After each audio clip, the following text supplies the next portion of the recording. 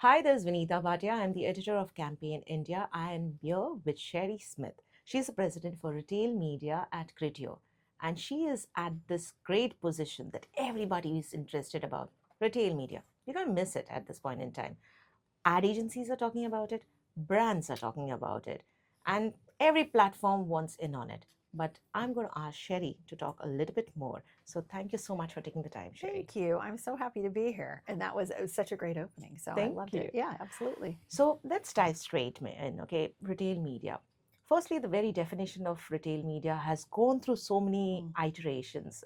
If I were to ask you, how would you define it in your own words? Mm. If you think about the rich data, I'll start with the data that the retailer has, whether it is, their loyalty data, if they have loyalty programs, or, just understanding the consumer purchase journey, that opportunity for them to really look at a way to impact their overall consumer journey and add more to the bottom line for their retailer, they can do that through monetization. And that monetization can take place on site, that monetization can take place off site. And so retail media has evolved tremendously from something that was maybe very specific to like a sponsored product ad unit only, or starting with a very immature offsite offering that maybe was just based off of extending your audiences. When you think about what you can do with data now and what retailers have the capability to harness, that's why their media programs are doubling and tripling and quadrupling in size year over year, is because they're figuring out ways to do that and do in a way that makes sense for their merchandising and it makes sense for their customer. So you're so spot on about it because, like you correctly said, it started as an advertising channel within the retail ecosystem. Mhm. And today, many describe it as the operating system for the commerce itself. Now, a lot of it has to do with the way consumers started dealing with it, right? It Mhm. was a consumer led initiative or a trend rather than an advertising led Mhm. trend. Do you think that now that the consumer behavior is beginning to mature, things will change a little bit, and what would be the next wave of evolution? I think, yes, absolutely. When you think about agentic advertising or just agentic as a whole, and the way consumers are shopping coming in from LLMs, as well as just the research that they're doing before they even get to a retailer site or interacting with a retailer, they're that much savvier. Mhm. And so it is going to change for retailers to be thinking about their own internal infrastructure, their organic placements that they have, that they have across their site versus what's being paid. Those two things actually need to come together and be correlated so that it's not just one for one, because you're going to want to be able to show that organic ad placement if that's what that customer is searching for and coming in from another LLM that maybe it's not paid for, but that's what's important to them at this point in time. Vice versa, you may have demand there. You've got this opportunity to show both organic as well as paid. And so the dynamic area of their site and the traffic and the way that they are monetizing absolutely has to change in this environment. Otherwise, what they're finding is that they're getting traffic referrals, or they're seeing customers maybe not interact with as many pages because they are coming in already referred. Well, it's really important that retailers start to think about not only that infrastructure, but also to where are they landing, which likely is the product detail pages, and how do they think about dynamic content and monetizing that in a different way. That is the big change that we're seeing this year, retailers globally, actually. But So. do you think, while everybody is talking about AI and even, by that extension, agentic, there are any, or rather, have you seen any measurable commercial impact? Or rather, folks are still in the experimentation phase where they're trying to see, okay, we don't want to miss out this Mhm. wave. We want to see how it is going to come, like you said, whether it's Mhm. coming from the LLM, whether it's coming from the other channels, and we want to be there. Mhm. So are there any measurable impacts that are visible? There are, as far as what an average stat would be, that I can't say, but I would say that we are seeing across the board and hearing from our partners that they are having more of a heavy influx of traffic, which is good, but not necessarily seeing the number of pages interacted with on their site or on their mobile. And that is absolutely because, again, that customer is thinking about that journey and doing some of that research in advance. So they've got to traffic they've got an influx of traffic that's coming from these LLMs that is exciting, really exciting. But the interaction that's happening, or if a consumer was typically going to a retailer site to research, that's where a retailer has the opportunity to think about their own in-chat agents that they're using, and how do they ensure that a customer is still going to them for that trusted buy.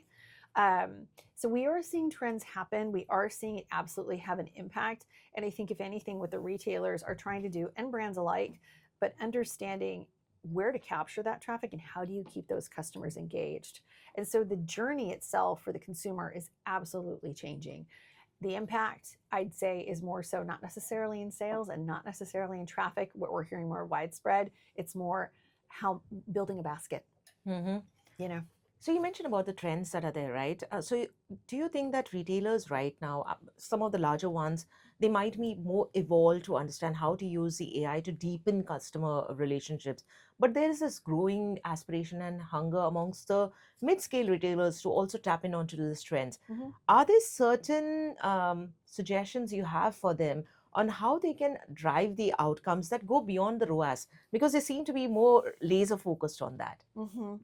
So certain trends that we're seeing for more of these mid-tail retailers. Is that what you're saying? Yeah. So we've seen a significant rise in the number of retail media networks that have been building over time. We work with over 230 Mm-hmm. retailers.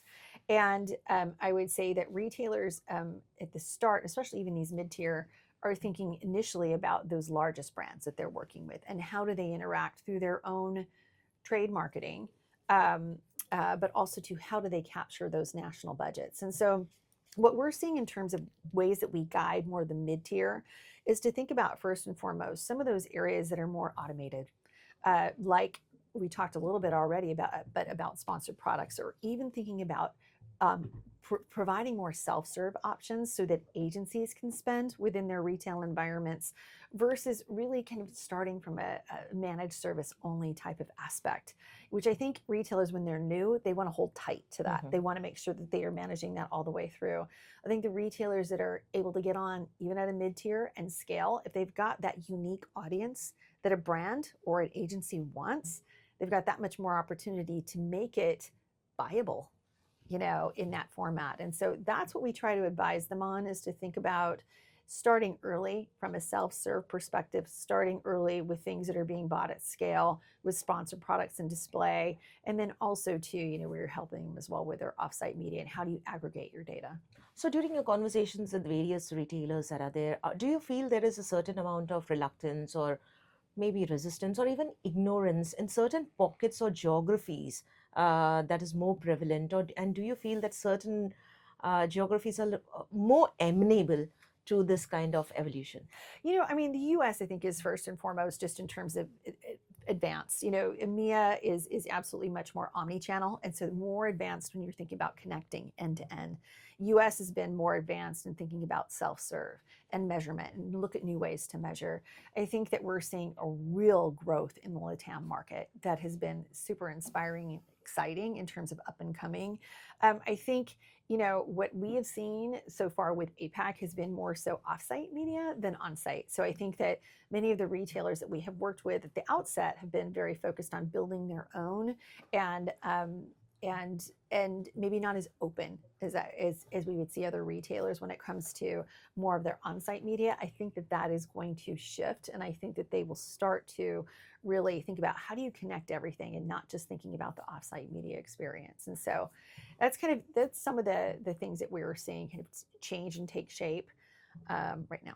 And do you think a lot of it, well, since you're talking about APAC, right? And we have seen the rise of quick commerce. We have seen the rise of other, apps that are there, Mm-hmm. whether it's in China, whether it's in Japan and Mm-hmm. Korea and India, that really are a great fitment for retail media. Mm-hmm. Yet you're talking about the fact that brands seem to be a little bit, I would say they're sitting literally fence sitters.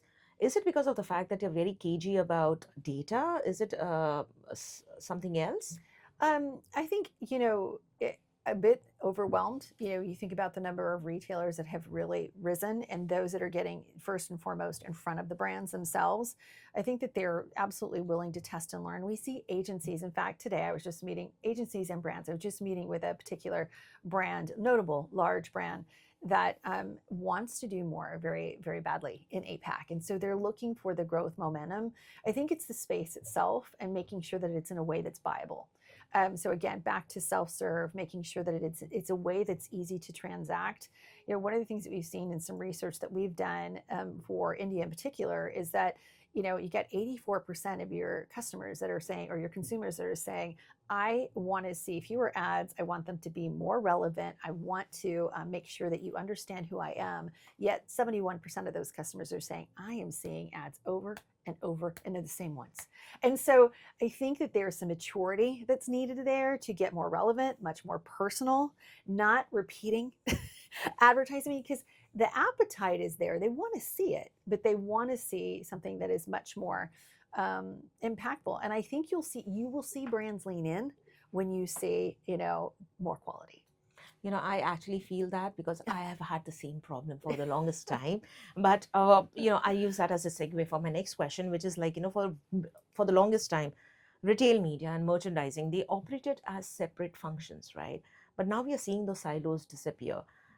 If we were to keep that in mind, what are some of the organizational changes that are separating the retailers from building durable retail media businesses rather than just adding another revenue stream? Mm-hmm, mm-hmm. I think that some of this is, do you have the right leadership? Which I think it's not just in India. I think this is across the board, where you think about the commerce infrastructure between merchandising and between retail media, or even between category marketing. All of those things need to come together. And I think cross-functionally, there needs to be a leader that is connecting that entire ecosystem that doesn't exist today. And I'd say that for the vast majority of retailers, because it is going to you're going to need to have that common ground to be able to speak the different languages between merchandising and category and retail media. And each one has their discipline that you don't want to fully disrupt. So I think there needs to be more of an enabler. And it's not just within retailers. I think it's the same thing within brands. You need somebody that's looking at paid, that's looking at AI, looking at retail media. You need a cross-functional leader there as well. And I'd say even within agencies, they need more of a strategist that is looking at the way to buy. And so the whole thing is being turned upside down. So it's actually a really good time to be thinking about how to do it and do it very differently than everyone else, because you don't have some of those things that are holding you back. No, that's absolutely true. And earlier you mentioned about the fact that you have AI agents, that are increasingly becoming shoppers' interface, right? But at the same time, retail media is becoming also more important, because today it powers discoverability for most of the brands and retailers that are there, and also relevance, which we just spoke about. But do you think that there is a chance that it can risk becoming an invisible infrastructure and can be pushed somewhere in the background in the future? I think for retail and to survive, I don't think it can afford to be. I think that you've really got to. I think it's the underpinning, and it's the thing that's less appealing. You want to think about putting the ads on the site, getting your data organized, getting the right segments out there. But I think that it's a moment in time where we have to step back and we have to say, this is a whole new way of buying. If we don't think about how these pieces are connected, we're going to miss out. And so if you go short term and you think about the return that you're trying to get versus long term, and think about the infrastructure you need to build, you've got to have that. You've got to be interoperable as a retailer. And so that's what we're advising our retailers to do. That is, the existing that have been around for 10, 15 years, you've got to stop. You've got to think about the intelligence that you have sitting on top of your ecosystem. In order to do that, they've really got to think about what are the right moments that they want to win, and how do they bring the various pieces together, because they're not going to win everything. So there's got to be a process to it. Fantastic. So one last question, and that has got nothing to do with Criteo. I would like to understand from the Cannes perspective. I believe you have been a regular at Cannes for a very long time, right? Yes. How, according to you, has Cannes evolved in the past few years? And if you had to make a suggestion, my suggestion would be that please change the timing. It's getting too hot. Yes. But other than that, other than that, how have you seen Can Lion evolve over the past few years, and how can it get better, especially for your sector? What I think is interesting, I've been coming for the past 15 years.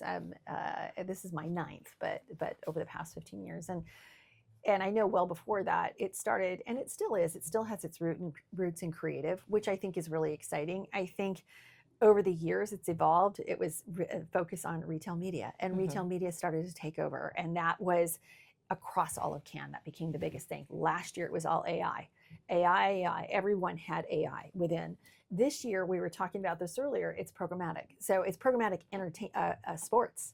So you think about, or programmatic, programmatic sports. So you think about Amazon that now has their rights to sports networks, and then you think about Peacock that has the same thing, and so on and so forth. So that is what's dominating, and in everything that you're going to, it's all about sports, all about programmatic. And I think that we over-index on one thing or the other. And I think that Cannes has evolved into so many things. It's data, it's retail media, it's programmatic.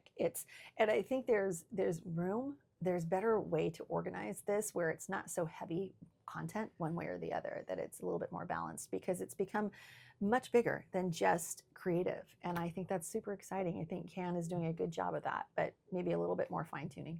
Okay, thank you for that. And my last this is a shameless brand plug. I would like to understand from you, what do you think a campaign stands for, and what do you think we should do better? What do I think campaign stands for? And if you can say for Campaign India, I'll be delighted. Okay, what do I think Campaign India stands for? I think evolving, the awareness of the industry, which I think is exciting. I think highlighting and putting a focus on areas that brands, retailers, agencies really need to think about to improve is absolutely important. I think that we need that. We need the no holds barred. And so I'd say keep doing more of the same. Love seeing it, and we want to be part of it. So thank you. And that's a wrap.